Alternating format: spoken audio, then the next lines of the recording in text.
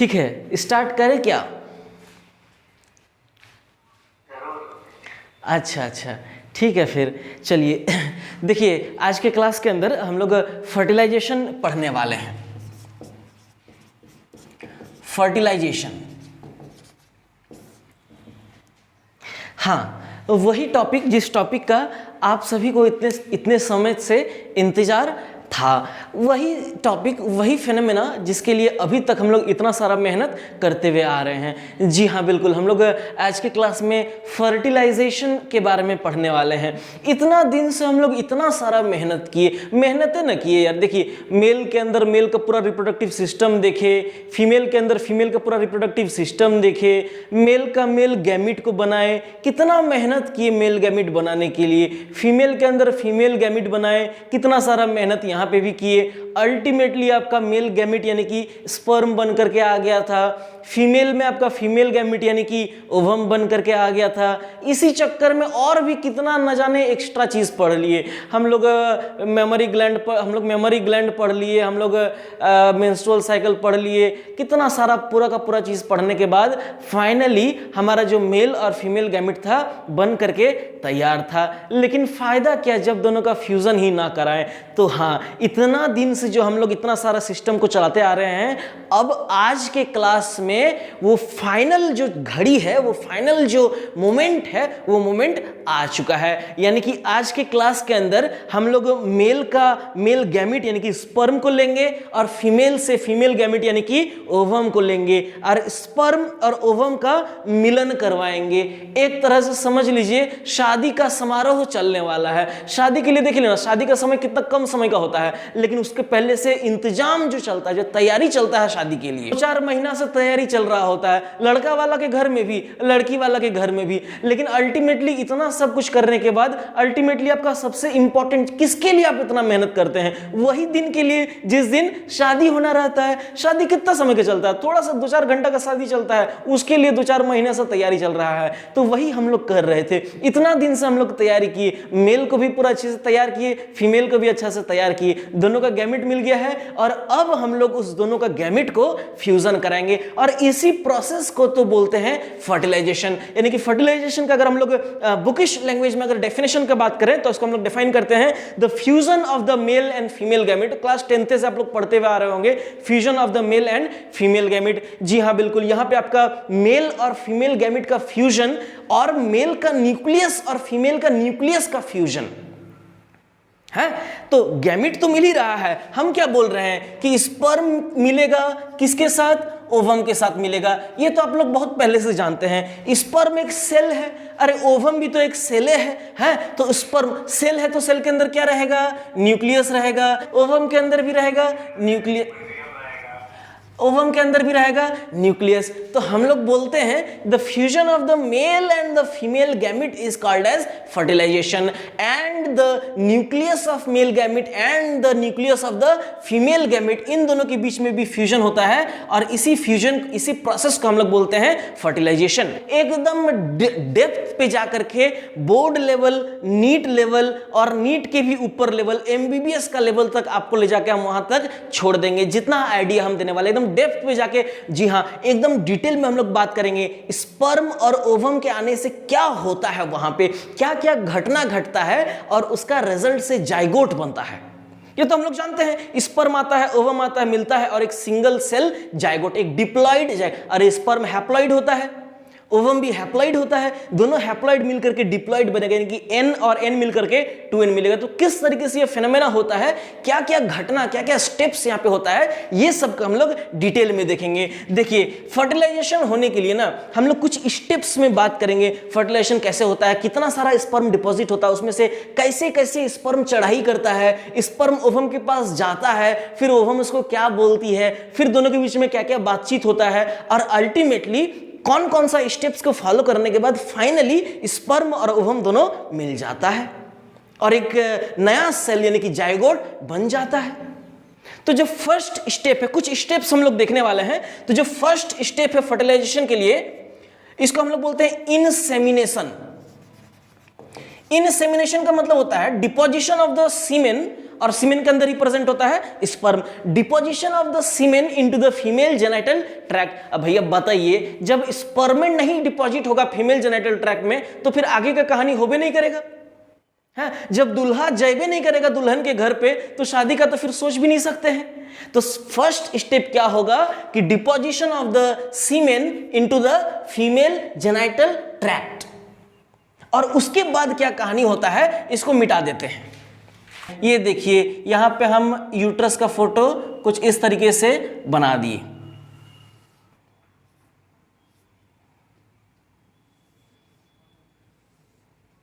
ये आपका यूट्रस बन करके तैयार है, एक फीमेल का यूट्रस यहां पे बन गया।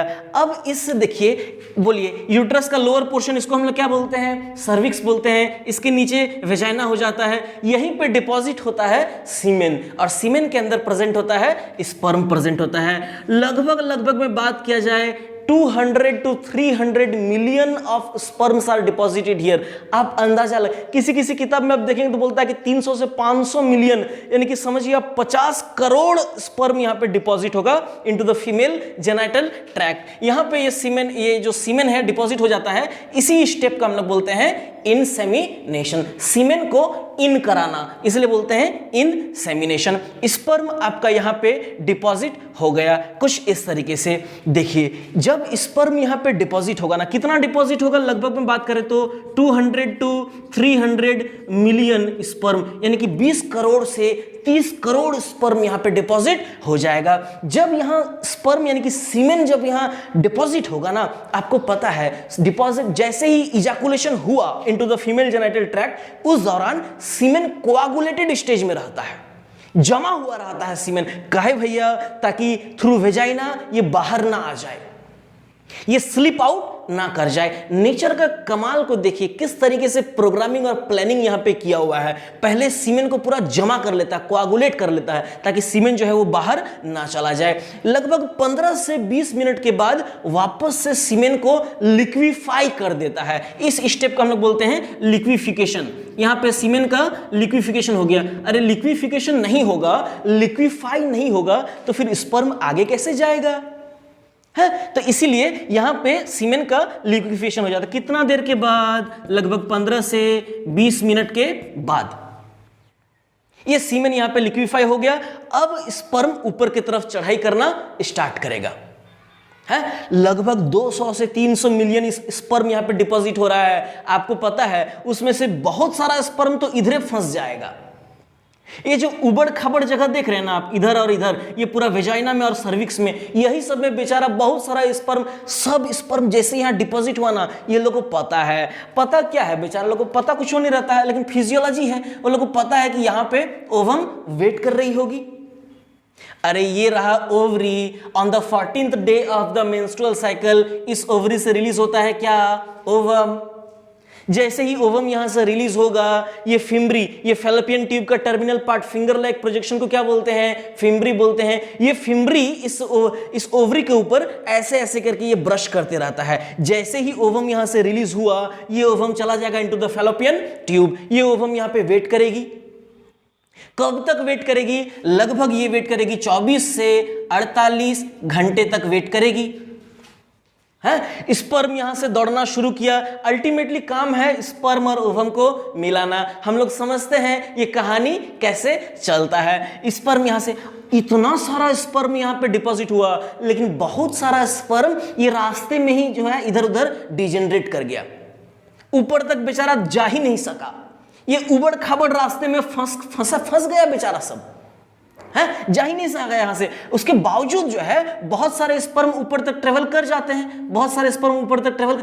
अब आप बोलेंगे सर ओवम तो ये वाला फैलोपियन ट्यूब में आया है, हमको तो पता है, एक महीना इधर से अगला महीना इधर से है, तो स्पर्म को कैसे पता रहेगा कि इधरे वाला फैलोपियन ट्यूब में जाना है। तो भैया स्पर्म को कुछ पता, ये बेचारा भोला है, मासूम है, इसको कुछ नहीं पता है। ये जैसे ही डिपॉजिट हुआ ना, ये रेस में लग जाता है, दौड़ने लग जाता है एकदम, जिसको जिधर मिला उधर भाग लिया है। इसमें से half of the sperms go to this fallopian tube, जहां पे कुछ ओवम। बताइए इतना सारा स्पर्म में से आधा स्पर्म तो इधरे चल देगा, और ये फैलोपियन ट्यूब में जब पहुंच जाएगा, देखेगा यहाँ पे ओवम है, ये नहीं है। स्पर्म को यहाँ पे क्या मिलेगा? धोखा। लेकिन जो बाकी स्पर्म है वो तो इधर आ रहे थे। लगभग हजारों का संख्या में स्पर्म इस फैलोपियन ट्यूब में पहुंचते हैं, जहां यहां पे देखिए करोड़ों का संख्या में डिपॉजिट हुआ था, लेकिन सिर्फ कुछ हजार स्पर्म, दुनिया के सबसे बेहतरीन किताब में से डेटा हम आपको निकाल के दे रहे हैं, जिसमें से कुछ हजार स्पर्म जो है आपका फैलोपियन ट्यूब तक पहुंच जाते हैं।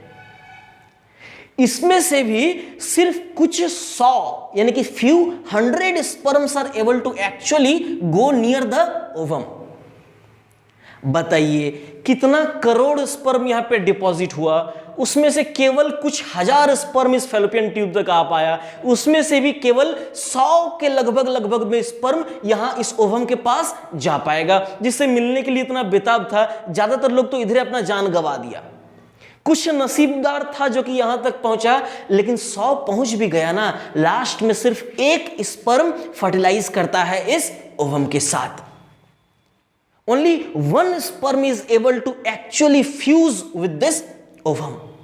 यानी कि करोड़ों स्पर्म में से ये जो रेस या जो दौड़ यहां से स्टार्ट हुआ ना, ये दौड़ में से सिर्फ एक बंदा जीतता है। समझिए आप कितना हेवी कंपटीशन है यहां पे। और आप लोग डर जाते हैं कि सर नीट के अंदर तो 13 लाख 14 लाख 15 लाख स्टूडेंट अपियर करते हैं, उसमें से सर 5000 स्टूडेंट का सिलेक्शन होना रहता है। अरे भैया यहां पे तो करोड़ों स्पर्म डिपॉजिट हो रहा है, उसमें से खाली एक का सिलेक्शन होना है। किस में कंपटीशन ज्यादा? नीट का एग्जाम में कंपटीशन ज्यादा कि यहां पे कंपटीशन ज्यादा? देखिए आप करोड़ों में, आप लाखों में एक नहीं है। बचपन में नहीं होता था, मान लीजिए आप गुस्सा आ गए तो घर में मम्मी आपको, बेटा रो मत, तुम लाखों में एक है, तुम पता है तुम मेरा चांद है, तुम मेरा जो भी है बहुत कुछ बोला है, तुम लाखों में आप एक नहीं है, आप करोड़ों में एक है। अरे करोड़ों में एक स्पर्म गया, इस ओवम के साथ फ्यूज किया, तभी तो एक जायगोट बना, तभी तो एक नया लाइफ आया है। तो कुछ इस तरीके से रेस का स्टार्टिंग होता है और एक स्पर्म यहां पे जाकर के इसके साथ मिलता है। इस प्रोसेस को हम लोग बोलते हैं insemination, deposition of the semen in the female genital tract. 200 से 300 मिलियन डिपॉजिट हुआ, पहले तो कोआगुलेटेड कंडीशन में रहेगा, फिर लिक्विफाई होगा, फिर दौड़ना शुरू करेगा, बहुत सारा इधर फंस जाएंगे, बहुत सारा इधर चले जाएंगे, कुछ हजार यहां आएंगे और 100 to 150 जो है ओवम के पास आएंगे। अल्टीमेटली एक स्पर्म ही फ्यूज कर पाएगा ओवम के साथ। This is your first step in semination है। लेकिन आपको पता है स्पर्म जब यहां पे डिपॉजिट हुआ ना, उसके बाद फिर स्पर्म आगे चलना शुरू किया, लेकिन ये स्पर्म अभी कैपेबल नहीं है तब फर्टिलाइज कर सके इस ओवम को। हम तो आपको पहले ही बताए थे स्पर्म का हेड में बहुत सारा ग्लाइकोप्रोटीन, बहुत सारा कोलेस्ट्रॉल वगैरह लग जाता है, और ऐसा स्पर्म जब जाएगा ना ओवम से मिलने, ओवम उसको दूर से भगा देगी, नहीं भाई अभी तुम मेरे पास मत आओ, पहले तुम क्या करके आओ, नहा के आओ है। तो यही वो स्टेप है जहां पे इनसेमिनेशन के बाद स्पर्म में से वो सब ग्लाइकोप्रोटीन वगैरह को हटाना पड़ता है। And this is the second step of fertilisation. This step is called as capacitation. अब स्पर्म यहां तक पहुंच चुका है, अब स्पर्म यहां तक देखिए पहुंच चुका है। कुछ इस तरीके से स्पर्म यहां पे पहुंच गए हैं। कौन से स्पर्म पहुंचे हैं? कैपेसिटेटेड स्पर्म पहुंचे हैं। After the process of capacitation वो सभी चीज को हटा दिया गया, उसके बाद स्पर्म यहां तक पहुंच गया। अब आपका पूरा ध्यान ना इसी पॉइंट में आ गया होगा। अच्छा सर, मतलब सारा कांड जो है यहीं पे होना है। शादी का जो माहौल चल रहा है ना, बाकी सब तो इधर अलग बात है, लेकिन मेन जो शादी हो रहा है इसी जगह पे हो रहा है। जी हाँ बिल्कुल, यहीं पे सारा चीज यहाँ पे हो रहा है। तो क्यों ना इस जगह को हम लोग थोड़ा सा एम्पलीफाई कर दें, थोड़ा सा जूम कर दें, ताकि आप आराम से इस जगह को विजुअलाइज कर सकें और सारा चीज आपको इजीली समझ में आ जाए। देखिए इस पॉइंट को हम लोग जरा सा जूम कर देते हैं। देखिए सबसे पहले हम इस ओवम को बनाएंगे कुछ इस तरीके से। बोलिए, ये है आपका सेकेंडरी oocyte और ये हो गया सेकेंडरी oocyte का प्लाज्मा मेम्ब्रेन। इसके बाहर हो जाएगा आपका पेरीविटलिन स्पेस, पेरीविटलिन स्पेस के बाहर आ जाएगा आपका जोना पेलुसिडा। ये देखिए जोना पेलुसिडा, और जोना पेलुसिडा के बाहर आ जाएगा बहुत सारे फॉलिकुलर सेल्स, जिसको हम लोग बोलते हैं कोरोना। हाँ, कोरोना रेडिएटा। बोलिए ये सबसे अंदर वाला क्या है हमारा? ये है आपका ओवम यानी कि सेकेंडरी oocyte। इसके बाहर ये वाला क्या है? ये वाला है पेरीविटलिन स्पेस। पेरीविटलिन स्पेस, उसके बाहर ये वाला जो लेयर है, ये वाला लेयर देख रहे हैं, this one is zona pellucida, और सबसे बाहर वाला ये जो फॉलिकुलर सेल है, ग्रेनुलोसा सेल है, ये है आपका कोरोना रेडिएटा।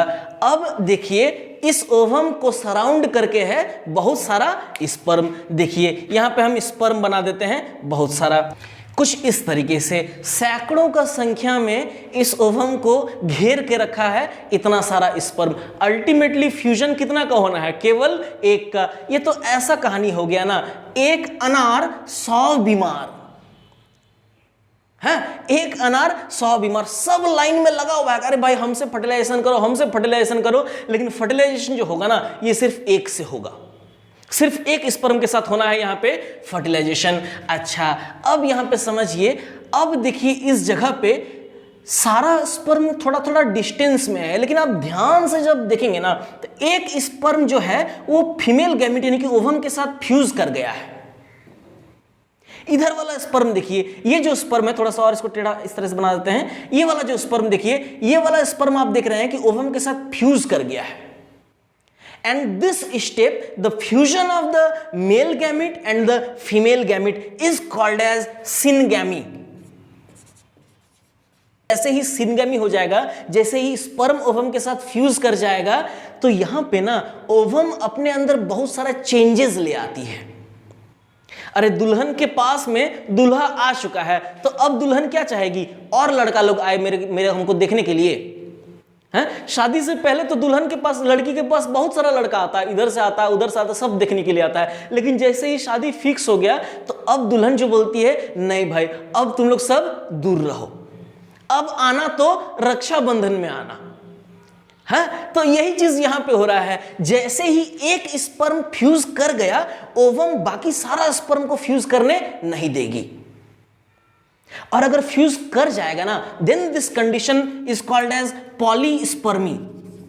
नाम में ही काम है। पॉली मतलब क्या? बहुत, स्पर्मी मतलब स्पर्म, एक से ज्यादा स्पर्म जब अगर फ्यूज कर जाएगा, इस कंडीशन को हम लोग बोलते हैं पॉलीस्पर्मी। बताइए ना, अगर ऐसा हो गया तो क्या होगा? ओवम तो खुद में 23 है, स्पर्म सब भी 23 करके। मान लीजिए अगर 5 गो स्पर्म अगर फ्यूज कर गया, तो समझिए कितना सारा 23 करके, कितना सारा क्रोमोसोम नंबर। इसके वजह से एबनॉर्मेलिटी हो जाएगा, अल्टीमेटली ये पूरा स्ट्रक्चर का डेथ हो जाएगा। पूरा स्ट्रक्चर का डेथ हो जाएगा। इसीलिए इस पॉलीस्पर्मी को रोका जाता है, प्रिवेंट किया जाता है। Now how to prevent polyspermy? इस पॉलीस्पर्मी को हम लोग कैसे करके रोक सकते हैं? 2 मेथड है, 2 तरीका है जिससे पॉलीस्पर्मी यानी कि एक से ज्यादा स्पर्म को अंदर, यहां फोटो में देखिए ना, हैं? आपको देख के लग रहा होगा अरे यार ये स्पर्म तो सर जाने वाला है, ये भी फ्यूज कर गया बाद में, तो फिर क्या हो जाएगा? तो ये नहीं होगा, इसको रोकता है। 2 मेथड से इसको रोकता है। एक मेथड को बोलते हैं फास्ट ब्लॉक, दूसरे मेथड को बोलते हैं स्लो ब्लॉक। ब्लॉकिंग मतलब क्या? रोक देना। एक तो फास्ट एकदम ताड़ाताड़ी, और एक स्लो एकदम धीरे धीरे।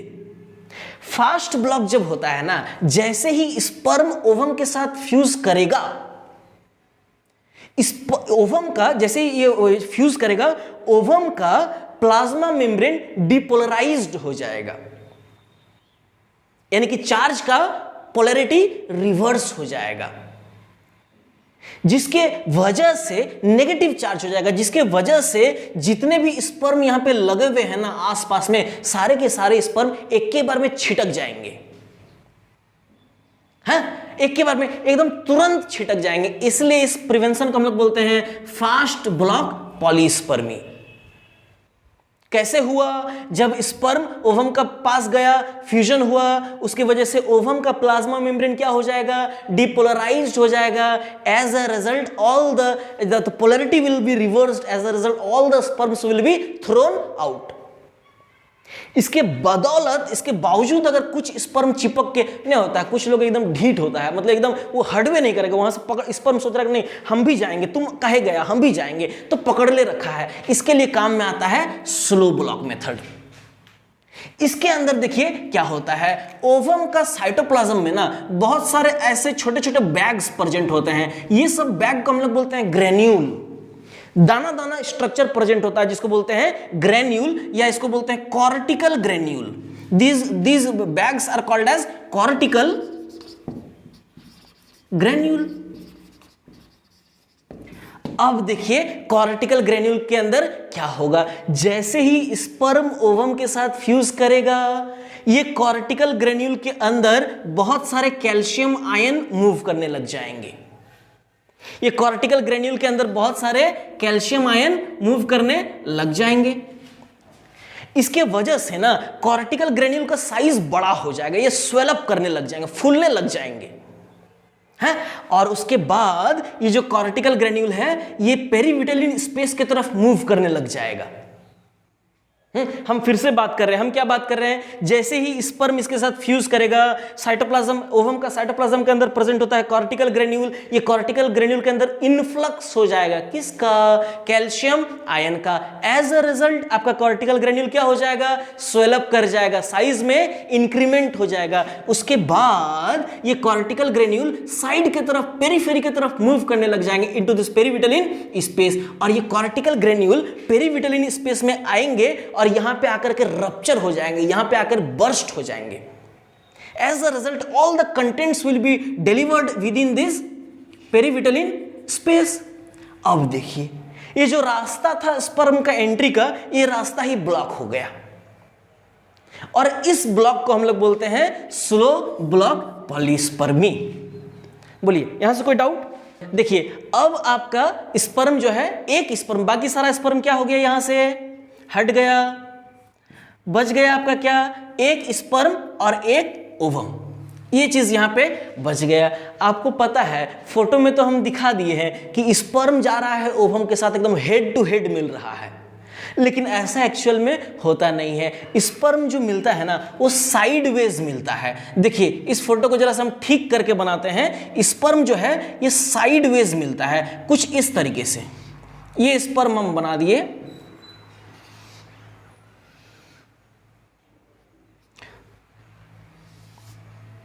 ये देखिए कुछ इस तरीके से स्पर्म मिलता है। जैसे ही ये फ्यूजन होगा ना, आपको तो पता है ये, इसको भी हम लोग क्या बोलते हैं, सेकेंडरी oocyte। कहे कि ये अरेस्टेड था, कौन सा स्टेज में अरेस्टेड था, मेटाफेज 2 में अरेस्टेड था। जैसे ही, हम तो पहले ही बताए थे, जैसे ही स्पर्म ओवम के साथ फ्यूज करेगा ये अरेस्ट टूटेगा और टूटने के बाद मियोसिस 2 कंप्लीट हो जाएगा।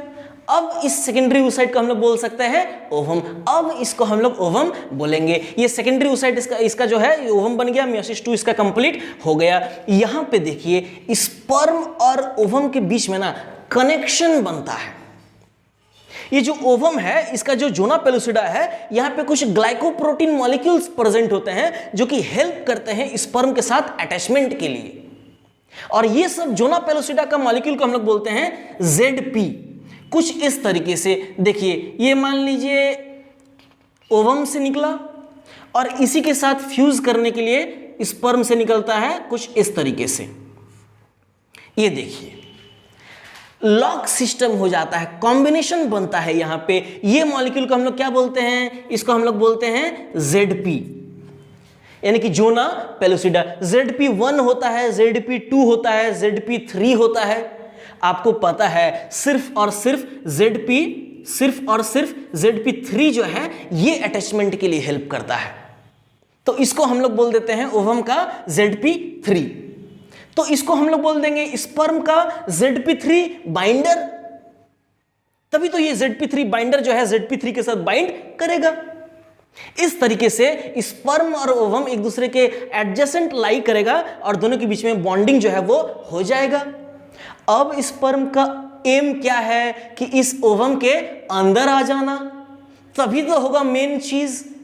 अंदर आने के लिए आपको तो पता है ये सब सेल जो रहते हैं कोरोना रेडिएटा, इसके बीच में सीमेंटिंग लेयर प्रेजेंट होता है हाइलोरोनिक एसिड का, और हम बताए थे ये सब लेयर को तोड़ना पड़ेगा स्पर्म को, तभी स्पर्म का हेड अंदर जा पाएगा। और तोड़ने के लिए स्पर्म का एकदम टॉप पोर्शन जो एंटीरियर पोर्शन, इसको क्या बोलते हैं, एक्रोजोम बोलते हैं। और आपको तो बताए थे ना कि एक्रोजोम में प्रेजेंट होता है 3 एंजाइम, जरा बताइए तो कौन कौन सा, हायालुरोनिडेज, कोरोना लाइसिन और जोना लाइसिन। ये 3 एंजाइम प्रेजेंट होते हैं एक्रोसोम के पास। सिनगेमी के अंदर जैसे ही ये एक्रोसोम कांटेक्ट में आया ओवम के साथ, एक्रोसोम के अंदर पोर्स हो जाएंगे, यहाँ पे छोटे छोटे छेद बन जाएंगे, इस तरीके से छोटे छोटे छेद बन जाएंगे। As a result the acrosome containing hydrolytic enzymes and those enzymes will now be deposited in the ovum, into the layers of the ovum. The first enzyme hyaluronidase will degrade the cementing layer between these corona radiata cells. Sperm अब इसको break करके अंदर आ जाएगा, थोड़ा सा और अंदर आ जाएगा। इसके बाद आ जाएगा सेकेंड एंजाइम कोरोना लाइसिन, जो कि कोरोना रेडिएटा का बाकी सेल्स को भी डिग्रेड करके और अंदर आ जाएगा स्पर्म। देखिए स्पर्म कितना होशियार है, धीरे धीरे करके ओवम के अंदर आने का कोशिश कर रहा है। पहले तोड़ा हाइलोरोनिक एसिड को, फिर तोड़ा कोरोना रेडिएटा को, उसके बाद में लास्ट में इसको ये वाला लेयर मिलेगा and this layer is called as zona pellucida. और इस लेयर को तोड़ने के लिए है हमारे पास थर्ड एंजाइम जोना लाइसिन। इसको यहां पे ये तीनों एंजाइम यहां पे डाल दिया। As a result all these 3 layers are broken down. All these layers are broken down. ये जो रिएक्शन हो रहा है as a result of acrosomal enzymes, इस रिएक्शन को हम लोग बोलते हैं acrosomal reaction and this is very important. ये सब एक्रोसोमल रिएक्शन का रिजल्ट से स्पर्म जो है इसके साथ फ्यूज कर जाएगा ओवम का प्लाज्मा मेम्ब्रेन के साथ, और इस स्टेप को हम लोग बोलते हैं, this step is called as plasmogamy. बताइए ना क्या हो रहा है, प्लाज्मा मेम्ब्रेन का फ्यूजन हो रहा है, इसलिए तो इसको बोलते हैं प्लाज्मोगेमी। साइटोप्लाज्म का फ्यूजन, प्लाज्मा मेम्ब्रेन का फ्यूजन हो रहा है स्पर्म और ओवम का। मतलब इस डायग्राम को जरा सा एक स्टेप हम लोग और आगे बढ़ा दें तो देखिए इसके बाद का डायग्राम देखिए, ये सारा लेयर डिजेनरेट कर गया है, ये सारा लेयर डिजेनरेट कर गया। अब स्पर्म आपका पहुंच चुका है, देखिए कुछ इस तरीके से। अब जो है ना स्पर्म आपका यहां तक पहुंच चुका है, और ये है आपका ओवम का प्लाज्मा मेम्ब्रेन। ओवम का प्लाज्मा मेम्ब्रेन और स्पर्म का प्लाज्मा मेम्ब्रेन फ्यूज कर गया। ये देखिए स्पर्म, और स्पर्म के अंदर ये रहा स्पर्म का न्यूक्लियस। ये न्यूक्लियस रहेगा। आपको बता देते हैं ये मोमेंट पहुंचते पहुंचते स्पर्म का जो टेल पार्ट है ना, ये सब पीछे छूट जाता है। ये सब पीछे छूट जाता है। इसका सिर्फ न्यूक्लियस और सेंट्रियोल चला जाएगा into the ovum, and this mixing, intermixing of their plasma membrane is called as the plasmogamy. देखिए ना यार, ये स्पर्म, अरे इसका टेल बना देंगे तो ये लीजिए, ये स्पर्म का साइटोप्लाज्म और ओवम का साइटोप्लाज्म एक दूसरे से फ्यूज कर गया। गलती स्पर्म का भी नहीं है, ओवम भी ना चाहती है कि स्पर्म आकर के फर्टिलाइज करे, इसीलिए ओवम यहां पे एक कोन शेप का स्ट्रक्चर बनाती है ताकि स्पर्म अंदर आ सके। इस कोन को हम लोग बोलते हैं रिसेप्शन कोन, या इसको बोलते हैं फर्टिलाइजेशन कोन। लिख देते हैं हम टर्म सब, देखिए कहीं कहीं पे भी लिख दे रहे हैं फर्टिलाइजेशन कोन। चलिए अब देखिए हम फिर से बात कर रहे हैं। अभी देखिए फिर से हम लोग एक बार रिव्यू करते हैं ताकि आप लोग का दिमाग एकदम फ्रेश हो जाए, और जो लोग अभी तक कनेक्ट नहीं कर पाए हैं फिर से कनेक्ट कर ले। हम क्या, ये वाला फोटो को ध्यान दीजिए, यहाँ पे क्या हो रहा था, यहाँ पे आपका फैलोपियन ट्यूब में क्या आ गया था, ओवम आ गया था। ओवम यहाँ आकर के वेट करेगी किसका, स्पर्म का वेट करेगी। हम तो पहले ही बताए थे, पिछले वीडियोस के अंदर बताए थे, अगर स्पर्म नहीं आएगा तो क्या होगा, अगर तब प्रेगनेंसी नहीं होगा, फर्टिलाइजेशन नहीं होगा, ओवम डिजेनरेट कर जाएगी। ओवम कब तक वेट करेगी, 24 से 48 घंटे तक। मान लीजिए स्पर्म पहले पहुंच गया तो स्पर्म वेट करेगा। भैया दोनों के बीच में डील हो गया है पहले ही, जो पहले नहीं होता है कि उसको फोन कर दिया है, तुम यहां आ जाओ दुधानी टावर चौक के पास रुकना है, ओवम आकर के 24 से 48 घंटा तक रुकेगी। स्पर्म जो है ना ये रुकेगा लगभग 48 से 72 घंटा तक, लगभग बात करें तो 72 घंटा तक स्पर्म रुकेगा।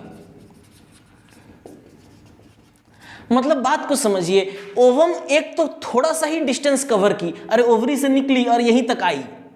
ये एम्पुलरी स्थमिक जंक्शन के पास सारा घटना हो रहा है। है। ओवम थोड़ा सा डिस्टेंस, स्पर्म बताइए, यूट्रस का फोटो को याद कीजिए, स्पर्म कितना चढ़ाई करने के बाद, कितना सारा अगेंस्ट द ग्रेविटी बेचारा अपना टेल को मारता हुआ बेचारा पहले तो वेजाइना को क्रॉस किया, वेजाइना में एसिडिक मीडियम बताइए, स्पर्म तो कुछ स्पर्म गिरते ही देखा, स्पर्म जैसे ही डिपॉजिट हुआ, अरे यार इधर तो पूरा एसिडिटी फैला हुआ है।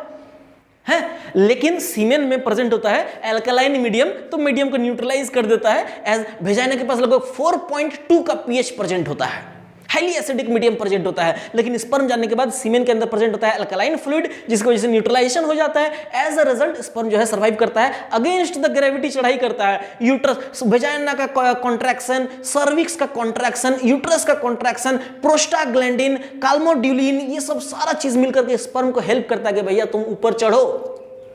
और स्पर्म ऊपर चढ़ता है और बेचारा वेट भी बहुत करता है, बहुत लड़का लोग का नेचर होता है एकदम बड़ा दिल वाला होता है, एकदम वेट करता है, ठीक है भाई हम वेट। लड़की लोग देखिए थोड़ा सा ही ट्रेवल की, थक गई बैठ गई, ज्यादा देर रुकने वाले भी नहीं है, आप आए तो ठीक है, नहीं आए तो फिर ये निकल लेगी, है। तो बात को समझ जाइए, ये नेचर को दर्शा रहा है कि लड़का का नेचर ऐसा, लड़की का नेचर ऐसा क्यों होता है। लड़की लोग का ऐसा थोड़ा सा कुछ होगा ना तो भाव खाएगी, फिर उसके बाद आपका नहीं सुनेगी, आप आइए नहीं आइए कोई मतलब नहीं इसका। जैसे 24 से 48 घंटा हो जाएगा, ये फिर स्पर्म आने के बाद भी बोलेगी नहीं अब हम तुम्हारे साथ फर्टिलाइजेशन नहीं कर सकते हैं, ये भाव खाएगी, फिर यहाँ से डिजेनरेट कर जाएगी, समझेगी नहीं कि स्पर्म कितना मेहनत करके चढ़ाई किया है। कोई बात नहीं, इधर देखिए, तो यहाँ पे मान लीजिए स्पर्म आ गया, टाइम पे मान लीजिए आ गया, एन वक्त पे स्पर्म आ गया, इसको घेर लिया, घेरने के बाद ये सब चीज यहां से स्टार्ट हो गया है। पहले हम लोग क्या बोले, insemination, deposition of the semen into the female genital tract, then capacitation, उस सीमेन को, उस स्पर्म को एक्टिवेट करना, उसके बाद सिनगैमी, स्पर्म जब नजदीक पहुंच गया है तो दोनों का फ्यूजन होना, सिनगैमी, एक्रोसोमल रिएक्शन यहां पे देख लिए। इसके बाद मियोसिस 2 भी इसका कंप्लीट हो चुका है। इसके बाद प्लाज्मोगैमी यानी कि cytoplasm of the sperm and cytoplasm of the ovum मिल गया, फ्यूज कर गया, इसको बोलते हैं प्लाज्मोगैमी। इसके बाद जो अगला स्टेप है ना, उसके अंदर क्या होता है, अब हम लोग कॉर्टिकल ग्रेन्यूल को यहां से हटा देते हैं। अब देखिए ओवम के पास भी तो न्यूक्लियस होगा, अरे स्पर्म का न्यूक्लियस, ये ओवम का न्यूक्लियस, तो अब दोनों न्यूक्लियस का मीटिंग होगा और स्पर्म का टेल वगैरह सब डिजेनरेट कर जाएगा और ये जो न्यूक्लियस है स्पर्म का, ये न्यूक्लियस अंदर आ जाएगा। Nucleus along with proximal centriole, ये न्यूक्लियस अंदर आ गया यहां से along with proximal centriole. So this one is the male nucleus, this one is the female nucleus. दोनों न्यूक्लियस का जो फ्यूजन होता है इस स्टेज को हम लोग बोलते हैं कैरियोगैमी। कहे कि न्यूक्लियस को हम लोग बायोलॉजी में क्या बोलते हैं, कैरियो बोलते हैं। तो न्यूक्लियस का यहाँ पे फ्यूजन हो गया, कैरियोगैमी यहाँ पे आपका हो गया। कुछ इस तरीके से ये सब चीज हट गया, ये सारा चीज बंद हो गया और अल्टीमेटली स्पर्म और ओवम का न्यूक्लियस यहाँ पे आ चुका है। स्पर्म सब कुछ अपना पीछे त्याग कर दिया और सिर्फ स्पर्म का न्यूक्लियस और सेंट्रियोल अंदर चला गया। इस कंडीशन में इस मेल न्यूक्लियस को हम लोग बोलते हैं प्रो न्यूक्लियस। क्या बोलेंगे इसको, प्रो न्यूक्लियस। यानी कि फर्टिलाइजेशन का डेफिनेशन को अगर हम लोग ठीक करना चाहें तो हम लोग बोल सकते हैं fusion of the mail pro nucleus. किसके साथ, जिस तरीके से मेल का प्रोन्यूक्लियस उसी तरीके से फीमेल के अंदर भी बन जाती है प्रोन्यूक्लियस। प्रोन्यूक्लियस से पहले कैरियोमियर्स बनती है, फ्रेगमेंट में बनती है, उसके बाद कलेक्ट करके जो है फीमेल प्रोन्यूक्लियस। तो male pronucleus plus female pronucleus. Definition को देखिए किस तरीके से हम लोग चेंज कर रहे हैं।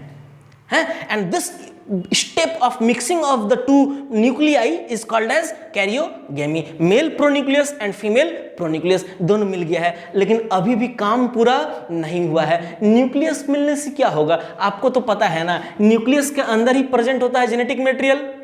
अरे क्रोमोसोम, इसके अंदर n क्रोमोसोम, इसके अंदर n यानी कि 23 क्रोमोसोम, लेकिन न्यूक्लियस इस क्रोमोसोम, हमको क्रोमोसोम को मिलाना है, मेन जो शादी का समारोह है वो कराना है, लेकिन यहाँ पे हो नहीं रहा है। काहे भैया, काहे नहीं हो रहा है, काहे कि न्यूक्लियस के बाहर यानी कि क्रोमोसोम के बाहर प्रेजेंट है न्यूक्लियर एनवेलप।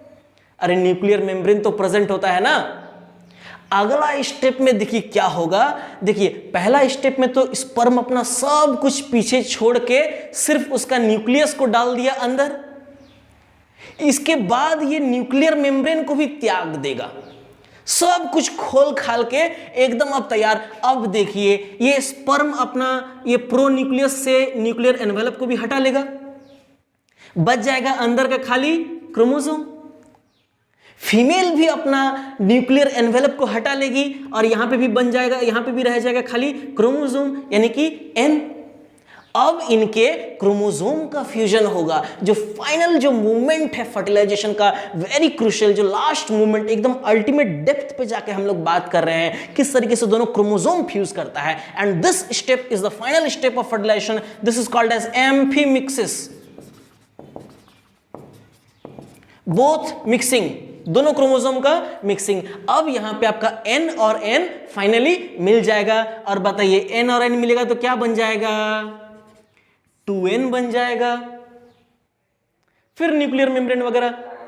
हाँ, अब इस कंडीशन को हम लोग बोलेंगे अब जाइगोट फाइनली बन गया। हैप्लॉइड स्पर्म से, हैप्लॉइड ओवम से फाइनली आपका डिप्लॉइड जाइगोट बन के तैयार है। हाँ, डिप्लॉइड जाइगोट बन करके तैयार है। बधाई हो, शादी समापन हो चुका है। हैं? बताइए, अब बोलिए यहां से कोई डाउट है तो। देखिए, ओवम जो होती है ना, ये बहुत सारा कीमो अट्रैक्टेंट को छोड़ती है कि भैया स्पर्म मेरे पास आ जाओ, हमको फर्टिलाइज करो। हाँ, जैसे कि ओवम का प्लाज्मा मेम्ब्रेन में प्रेजेंट होता है फर्टिलाइजिन, ओवम पे प्रेजेंट होता है फर्टिलाइजिन। और इसको काउंटर करने के लिए, इस फर्टिलाइजिन को पहचानने के लिए स्पर्म का सरफेस में प्रेजेंट होता है एंटी फर्टिलाइजिन। अब बताइए, फर्टिलाइजिन और एंटी फर्टिलाइजिन दोनों एक दूसरे को अट्रैक्ट करेगा। इस तरीके से स्पर्म और ओवम एक दूसरे को अट्रैक्ट करता है, एक दूसरे के पास आता है। स्पर्म अपना सारा चीज को छोड़ करके सिर्फ अपना न्यूक्लियस, अपना हेड को अंदर डाल देता है। वहां पे भी जाने के बाद लास्ट में अपना न्यूक्लियर मेम्ब्रेन को भी हटा देता है और खाली दोनों का क्रोमोसोम का मिलना होता है। अल्टीमेटली दोनों क्रोमोसोम मिल करके N और N यानी कि 23 + 23 बन करके मिल करके बन जाता है 46 क्रोमोसोम, यानी कि डिप्लॉइड जाइगोट यहां पे बन करके तैयार हो गया। ये होता है पूरा का पूरा प्रोसेस फर्टिलाइजेशन का। जाइगोट बन गया है। अब जाइगोट, इसके बाद ये सब चीज हट गया, सिर्फ अब यहां पे जाइगोट बच चुका, बन गया है। और अब जाइगोट जो है फाइनली डिवाइड, 1 सेल से 2 सेल से 4 सेल से 8 सेल 16 32 इस तरीके से डिवाइड करते रहेगा, जिसको हम लोग बोलते हैं क्लीवेज। उसको हम लोग देखेंगे इसके बाद वाले क्लास में। तो ये खास बात है कि इतना सारा, देखिए कितना सारा स्पर्म डिपॉजिट हुआ था, उसमें से कितना सारा स्पर्म पीछे छूट गया। अल्टीमेटली 100 स्पर्म इसको घेर लिया, उसमें से भी एक ही स्पर्म जाकर के फ्यूज करता है। मतलब समझिए, you are the result of 1 sperm and 1 ovum. अरे जाइगोटे से ना फिर क्लीवेज होते होते एक पूरा इंडिविजुअल, एक इंसान बन जाता है। फिर उसके बाद 280 डेज के बाद बोला जाता है एक इंडिविजुअल बन गया, एम्ब्रियो बन गया, एम्ब्रियो के बाद फिटस बन गया, फिटस के बाद चाइल्ड बन गया, बेबी बन गया। फिर हाँ, एक स्पर्म का फ्यूजन से बाकी सब स्पर्म, जैसे ही एक स्पर्म अंदर चला गया ना, तो फिर सारा दरवाजा खिड़की बंद कर लेती है ओवम। वही ना हुआ, दरवाजा को बंद कर लिया। हाँ, एक स्पर्म दूल्हा जैसे ही अंदर आ गया ना, तो दुल्हन सब कुछ, सारा गेट खिड़की सब बंद कर ली कि भैया अब हमको किसी को अंदर नहीं आने देना है, सब कुछ को ब्लॉक। इसी को बोलते हैं पॉलीस्पर्मी को प्रिवेंट करना।